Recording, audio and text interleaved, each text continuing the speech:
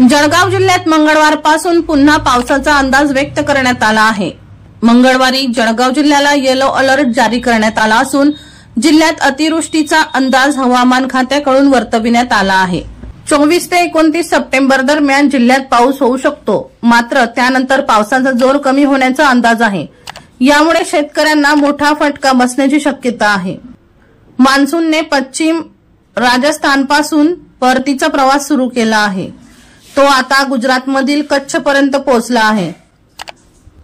त्यामुळे आता बंगालच्या उपसागरात कमी दाबाचा पट्टा पुढील काही तासात तयार होणार आहे। याच्या परिणामामुळे राज्यातील पाऊस वाढणार आहे।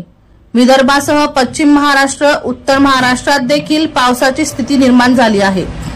जळगाव जिल्ह्यात यंदा सरासरीपेक्षा चांगला पाऊस झाला आहे।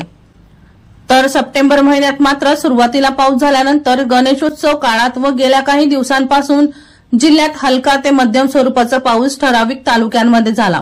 काल सायंकाळी जळगाव शहरासह परिसरात जोरदार पावसाने हजेरी लावली। आज जळगाव जिल्ह्याला पावसाचा येलो अलर्ट देण्यात आला असून आज अतिवृष्टीचा इशारा देण्यात आला आहे। वर्षा लोहार यांचा रिपोर्ट V1 लाईव्ह जळगाव।